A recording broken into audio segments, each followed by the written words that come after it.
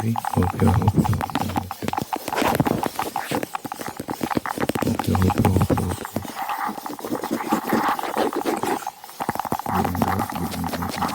Amazing. Nice.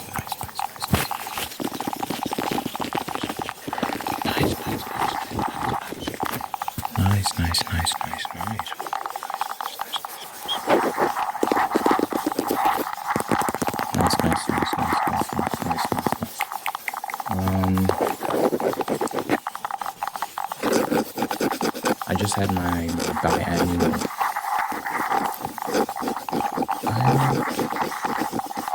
Pretty much biannual. My biannual armpit shaving festival. TMI. No. It's an event, guys. It's an event. It happens very rarely, and it's very efficient. Very quick. I'm very proud. Like, wow. Use the shaving cream. Done. I was like, this was great. But as I was celebrating this occasion, I was having a thought. I was like, why do I use deodorant? I'm like that. I'm questioning this because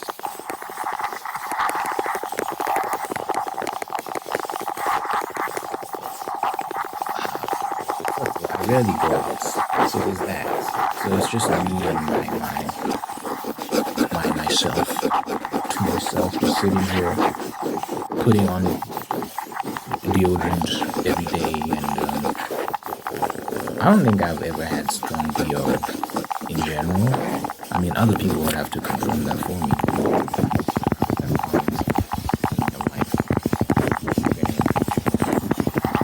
I got a long life. I'm 24 years old.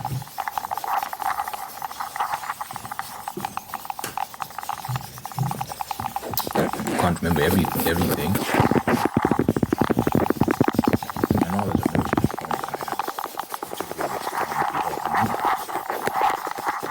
I went to a boys' school, so sometimes you just don't wear deodorant. I just don't think I stink in general. But regardless, in my opinion, men aren't really supposed to be pretty and smell nice always, because you're not supposed to stink up the place when you walk into a room like that. You can be neutral. You might have a subtle man musk, what I like to call it, a man musk. But if it's not overwhelming, because I'm doing this every day, just putting stuff in numbers, these chemicals.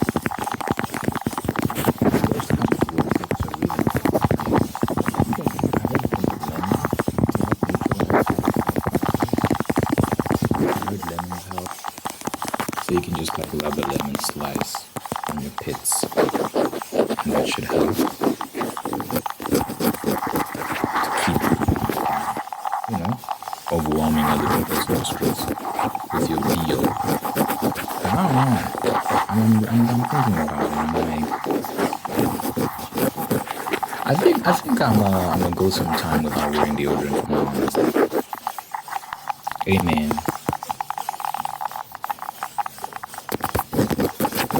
This is what it means to have free will.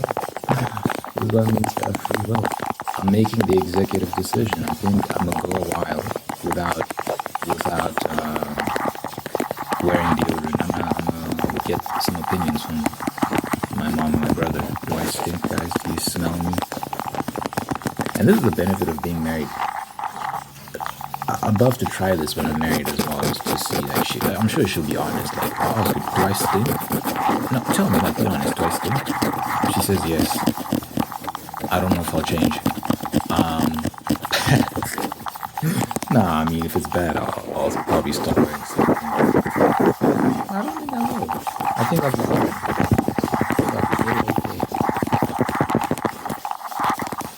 I'm just thinking about that. I'm like, why do I do this all the time? It's a weird ritual. Almost every morning I have to put on, and it wastes time. It's a few seconds, but it's still like, It's my savings. I want them back. I want to claim them back from these silly companies that have me buying their roll-on. And you know, like when you have a lot of uncut hair and you put roll-on, like sometimes it dries and sticks. And I don't, because I want, obviously, I'm showering every morning and just slapping my armpits with soap. It doesn't seem to help in terms of getting rid of that deodorant. Because the thing is, you put deodorant after you shower and you spend the next 24 hours with that stuff in it just dries and clumps. So by the next morning when you want to wash it off, it's already solidified and then it accumulates. So the next morning you put deodorant and it clumps to what's already clumped there. And then the next morning, until you get like very thick clusters of dry deodorant, you have to shave it all off.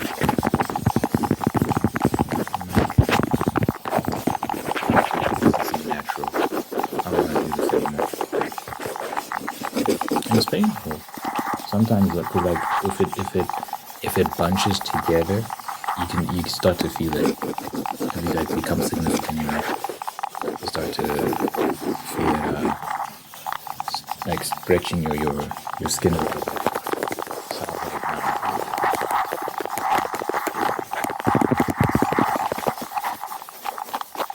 So on the day of my biannual shave-a-thon, I made the executive decision to suspend the use of deodorant indefinitely.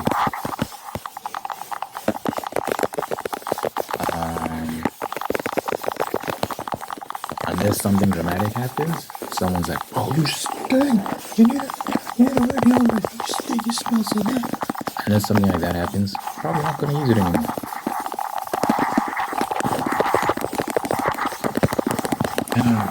Y'all can say what you want. I'm trying to be free.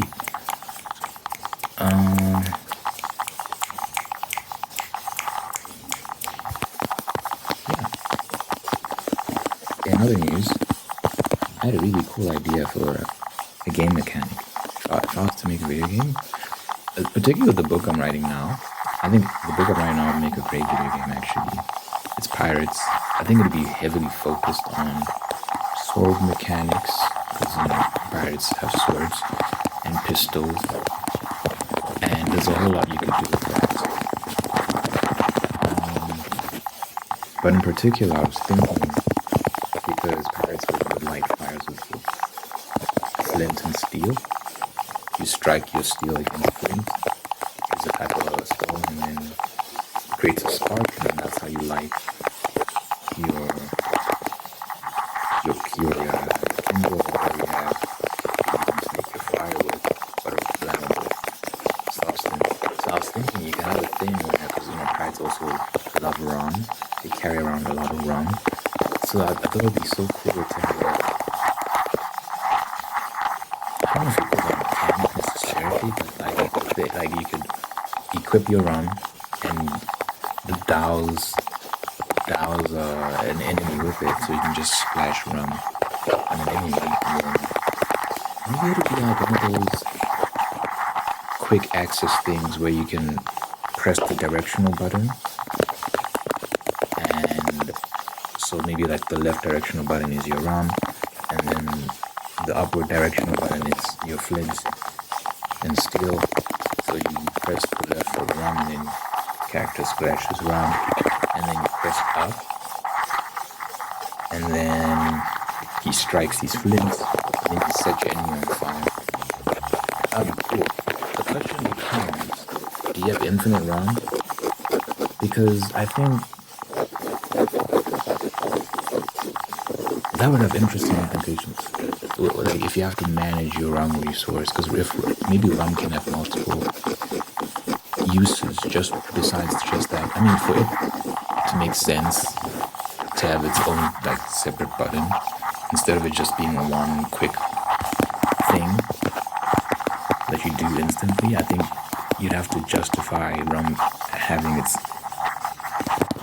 like being its own thing by it having multiple uses. So I think I actually would give it multiple uses. Maybe you could drink rum. Wouldn't that be something? Maybe you could drink rum. In Metal Gear Solid, and Metal Gear Solid 4 in particular, I'm thinking about,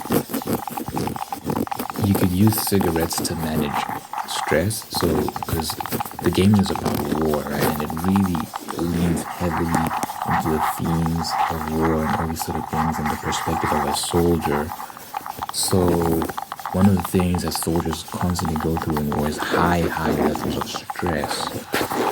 Stress affects you in many ways in combat scenarios. So they did a great job of conveying that. So, for example, that there's actually a stress gauge. And as your stress gauge fills, you start to experience varying effects. For example, the main character, Solid Snake, he's experiencing accelerated aging. This virus that affects his genes, and it just rapidly accelerates his aging. So he's really like 30 something, but he looks 70. He looks old. Basically, he's like 34. But now he has old people problems. Like he gets back pains, for example. So as your stress gauge fills, you start to get slower, your back starts to ache, your muscles aren't as responsive, all these sort of things. And there's things you can do to mitigate these effects. So you can smoke to reduce your stress. You can smoke cigarettes, but cigarettes also reduce your life, your health gauge. Or there's a medication you can take as well, which doesn't have the negative effects of cigarettes. So you can, but you have to collect it. It's hard to find and all those sort of things. So you can eat, but whereas cigarettes, your cigarette count is infinite. You have infinite cigarettes, but they come at a cost of health. You can reduce stress at the cost of health if you so choose. Or you can run around the environment searching for that medicine to help with that stress. And there's also like compression packs. You can get like patches that you can put on your muscles and stuff to help with muscle aches, back aches, that sort of stuff. When you're not moving as fast as you'd like. It's almost like an old man simulator in a way. It's very funny, but it's so good. It's so fun to play and be managing this character and making considerations you would never usually make for a character in a game.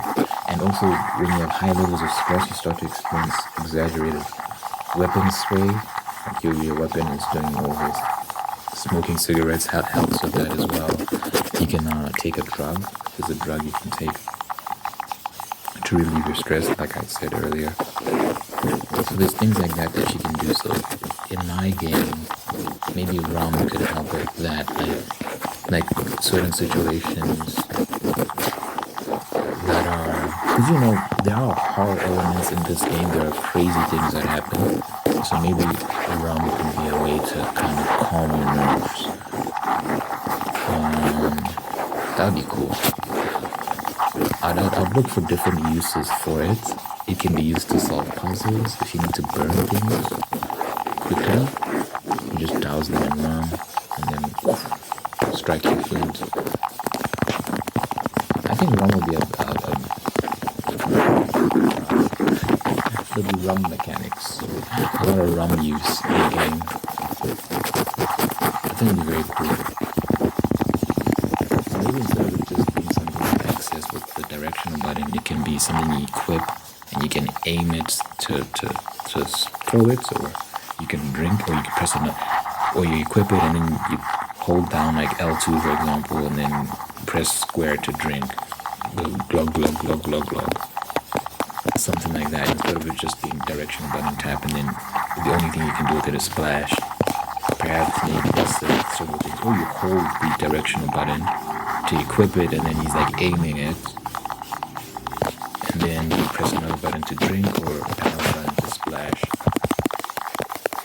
And I think it would make sense if it was infinite like if it was just you couldn't deplete it, even though it'd probably be like a small flask because he's not carrying like a barrel of rum, for example. It'd probably be like a small little flask. But it's a video game. Video game science. The magical flask that never runs out. One of those ones. Same thing with the pistol. Infinite ammo. I don't think you'll be a thing of running out of ammo. You always have ammo. It's not really a survival. It's going to be a survival game. Combustible, for example, where you have to manage your resources strictly in order to survive, like Resident Evil. Where it's like, it's like Resident Evil even worse.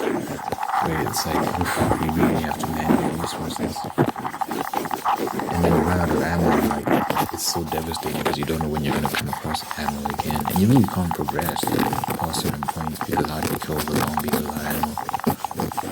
In Resident Evil, unless you have a knife, and the knives also break. I was never a fan of the knife breaking thing because I feel like it's meant to be the survival thing and be realistic, but I don't think knives break like that easily. Do they? I don't think so. Like a good knife, a good combat knife, it's not breaking. Like it's just not. It's steel. I think you can stab someone as many times as you want, and it'll be good to go again. So I just don't think the knife is broken. You need to get a new one. Like, that's lazy.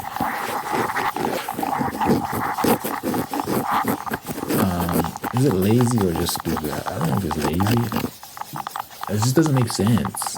Okay, why is my knife breaking? What is it made out of? Cardboard? What kind of knife is this? A wooden knife? Even a wooden knife. Like, how's it breaking?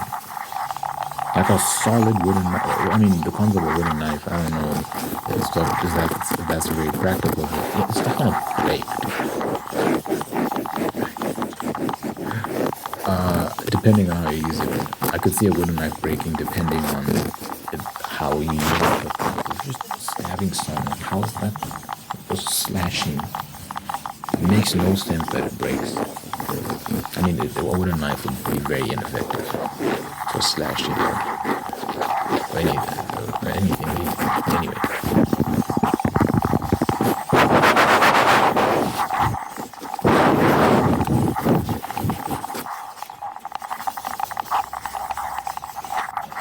But yeah, rum would be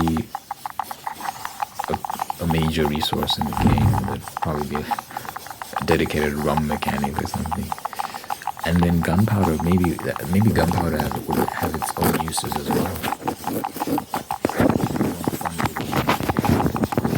The obvious application is usually other applications.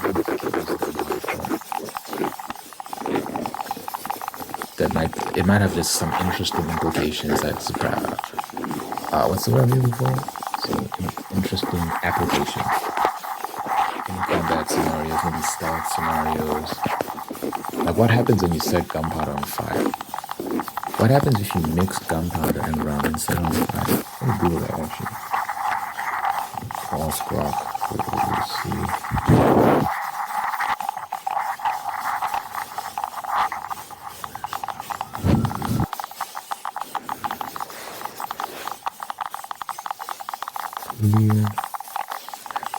What happens when you pour rum on gunpowder and set it on fire? What happens? Let's see. When you pour rum and gunpowder and then set it on fire, here's what generally happens. Initial ignition. The rum, which is highly flammable, will ignite first due to its lower ignition point compared to gunpowder. This creates a flame around the area where the rum was poured. The alcohol in the rum burns with a visible flame, producing heat. The burn rate of alcohol will depend on its concentration and how it's spread out over the gunpowder. If the gunpowder is dampened, the rum... So it says if the rum soaks into the gunpowder, it might make the gunpowder less effective or even inert. because gunpowder needs to be dry to combust properly. However, if the alcohol burns off quickly and leaves behind a dry gunpowder, the gunpowder might still ignite once the alcohol's flames reach it. If the gunpowder remains dry, the heat from the burning arm can ignite the gunpowder if the temperature gets high enough. Gunpowder ignites at around degrees, and the flame from burning alcohol can easily reach this temperature. If the gunpowder does ignite, you'll see a flash and hear a popping or explosive sound depending on the amount of gunpowder. The gunpowder will burn rapidly, producing gases, heat, and lights. It seems like you don't need to put rum on it. You can just ignite it with flint, I think. Producing gases, heat, and light. Ooh, interesting. So we're seeing some interesting applications here, some potential here. Safety concerns. This experiment is quite dangerous due to the risk of burns, fire spread, and potential small explosions. It should only be done with extreme caution, preferably under controlled, safe conditions or not at all. Yeah, but if you're a pirate trying to kill people, this is great. Safety concerns. How thick would the smoke be? Smoke from burning gunpowder be? Would it be enough to confuse enemies in a video game? In a video game.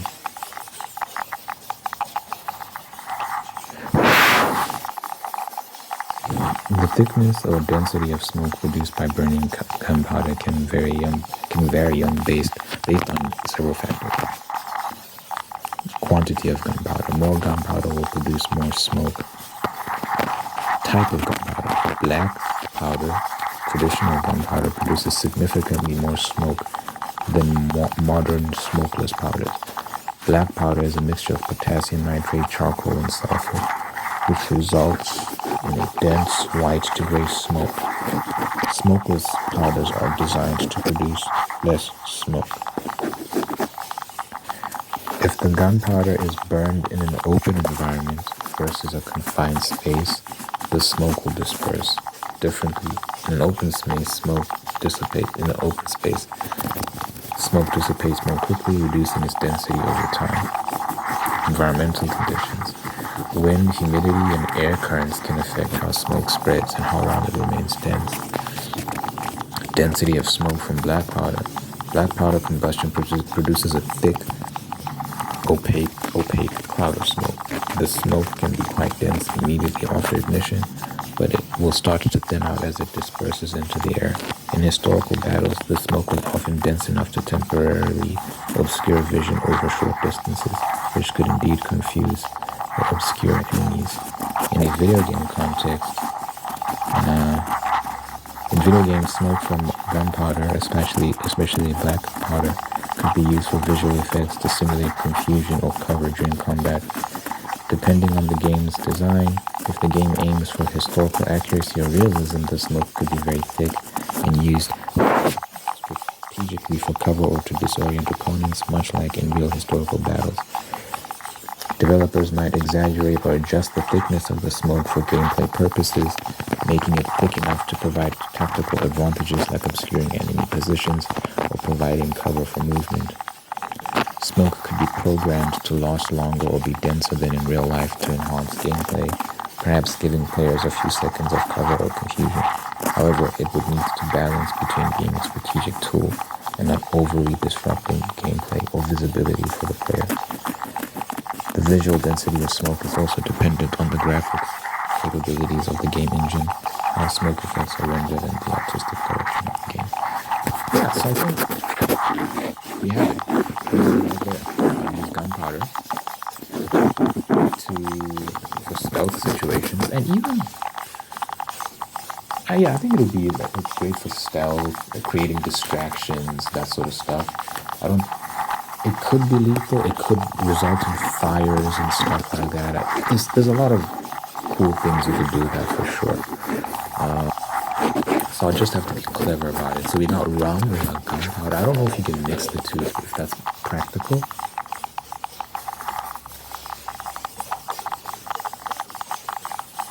Maybe. There might be some practical reasons. I'm thinking of like leaving a rum trail and then lighting it, and it leads to gunpowder or something like that. Ooh. Genius. Listen to this. Listen. So you know how in some games you can trigger remote explosives?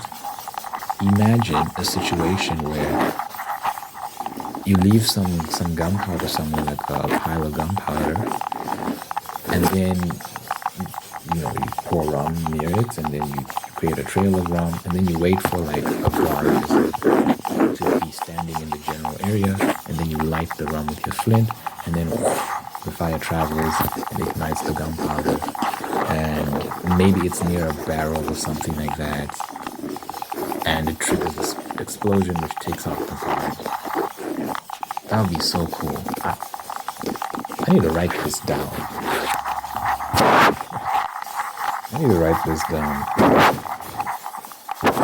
Luckily, I have it on video, so if I forget,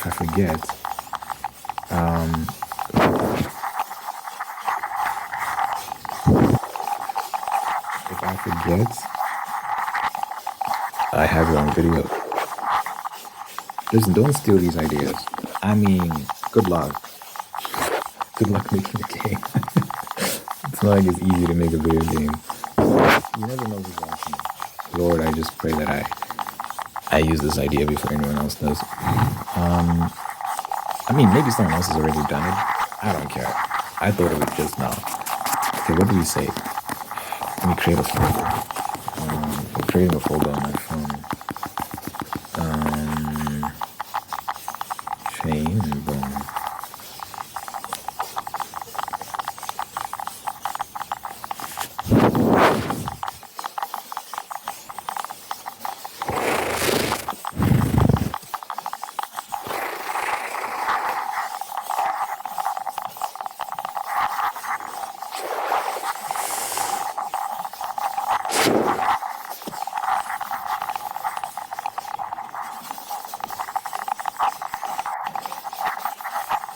I'm actually creating like multiple folders to be organized. So I'm creating like I think this will go in the items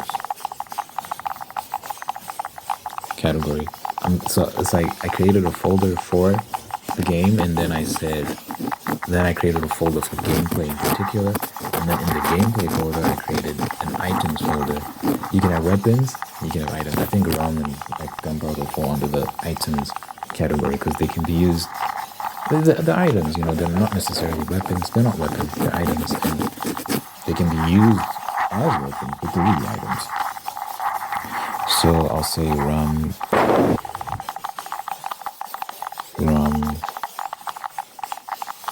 and then we'll say highly flammable substance that can be used to set fire to the environment, can also be used in conjunction with other items for varying effects, can be drunk for stress relief.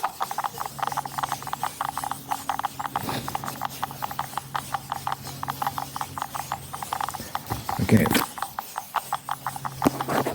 I mean, you drink it for stress relief. What else do you use it for?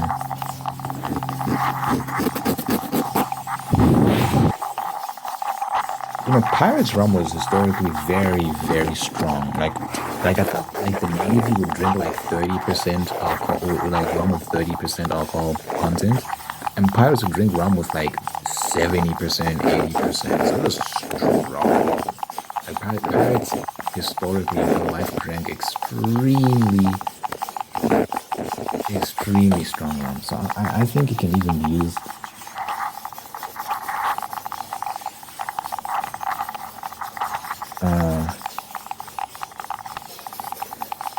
for distractions, can be used to lure enemies with its extremely potent smell. Yeah, we got a rum mechanic, man. We got proper rum mechanic. You can do a lot with it. I think I'll come up with other stuff as well. I'll really think about it and be like, what are the interesting implications of using a game that no one really thinks about? Thank God, because this was just off the top of my head. Maybe if I get some time thinking about the implications of a really flammable substance that's also like you drink it to get drunk. Could maybe being drunk be a thing in the game? I don't know. We'll see.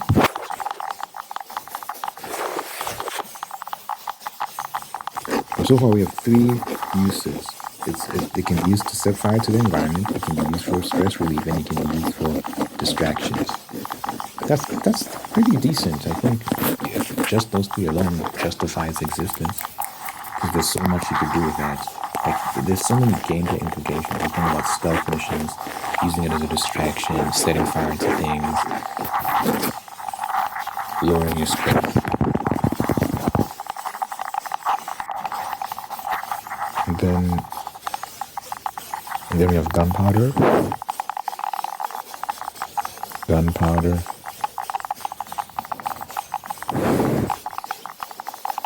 Combustible substance that can be used to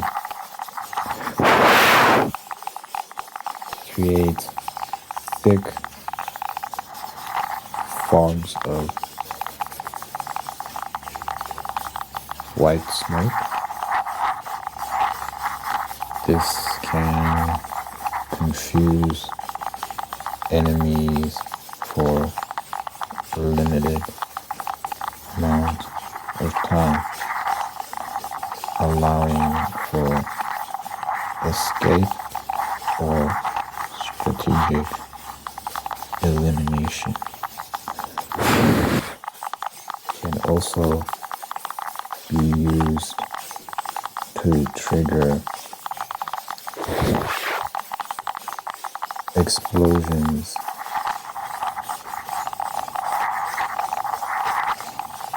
with other combustible items.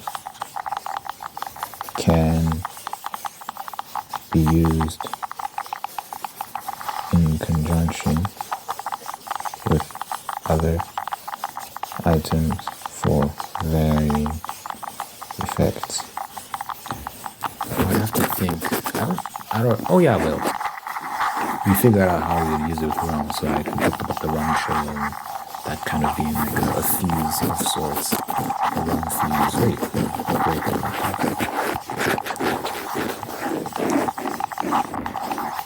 So let me actually write that down. E.g.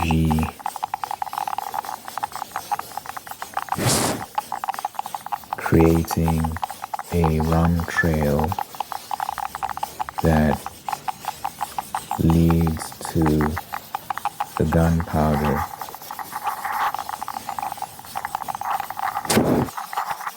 and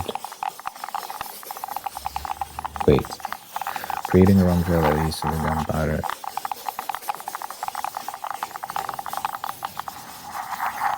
I'm trying to phrase the sentence properly.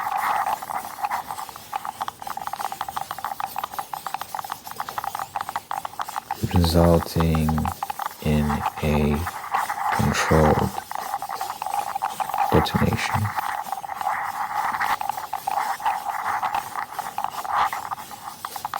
Or allowing for a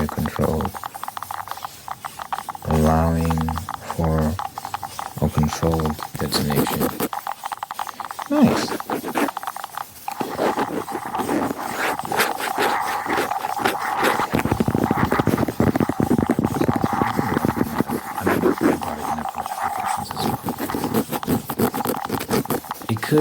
You could use it to craft ammo, but I think I'm gonna give the pistols infinite ammo because pirate pistols, they fire at very slow rates. You have to fire it and then you have to prime it. So it's not like automatic, basically. Like modern pistols that aren't automatic are automatic by comparison to these flintlock pistols from back in the day, right? Like you have to fire it and then stuff it with gunpowder and all that, so you have to prime it again and then fire it. So you have to keep reloading after each shot that you take. So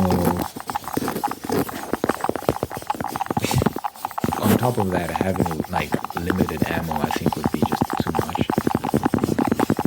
In an action game that's not really meant for, it's not really survival and all those things. That's not the focus. It's more so heavy action, go.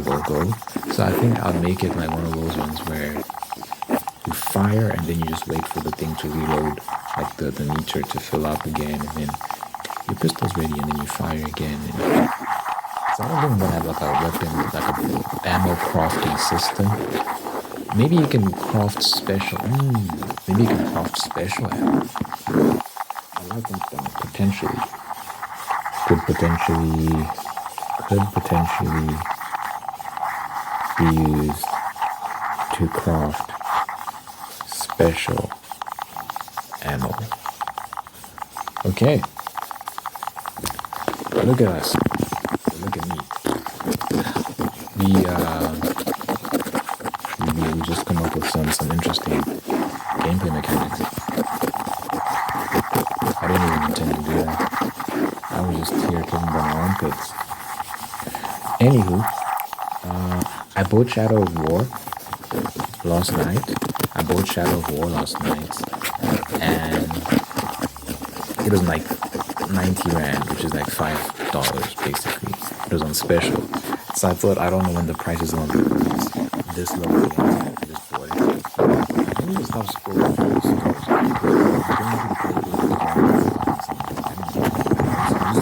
I was checking it out because I wanted to see how much Final Fantasy Rebirth is, which is unbelievably expensive, even though it's been out for a while. It's more expensive than Black Myth Wukong and other games. It's like, why are games so expensive these days? Jeez, man. It's been out for a while. It's still expensive. So, But yeah, I ended up buying Shadow of War. I played Shadow of War many years ago. I could not remember the story if you put a gun to my head because the story is absolutely irrelevant. It was a useless story. The final boss battle was hilariously bad. It's so ridiculous. I think it was like a quick time event. You didn't even get to fight the final boss. I think it was just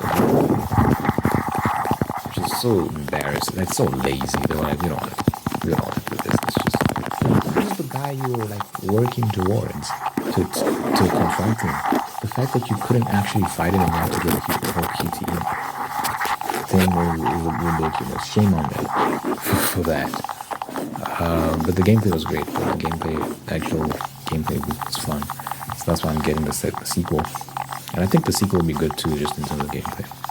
I expect nothing from the story. I expect zero. I expect a garbage story. If they surprise me, that's great, but I don't think they will. I don't think the team that wrote that first story is going to write something good this time around. I strongly doubt it. I'm open to being proven wrong. This is one of those things where I'm like, my expectations are through the floor. So it's probably going to be a thing of, at best, I'm going to be like, it's still it's just less trash than I thought it would be. But anyway, I'm not buying it for a good story, to be honest. I'm just hoping that it'll keep me entertained. Anywho,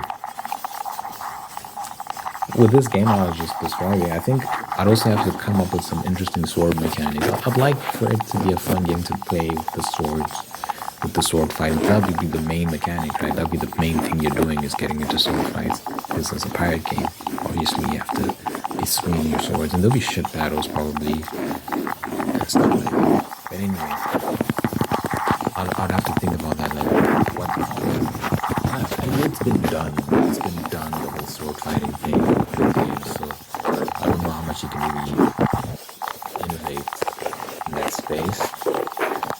But you never know. Maybe there's something more thorough that I can conceive. Let's see. You all let me know what you think of the mechanics. You know, in the comments. You know, I can pray at the end of my video. So, dear Father God, I thank you for this individual. As long as I know, thank you for making them whole and unique and guiding on the path towards peace, prosperity, and purpose. Thank you for blessing this person with wonderful people in their life who love them, take care of them, bring the absolute best out of them. And thank you for continuing the ones that are there to do the same thing.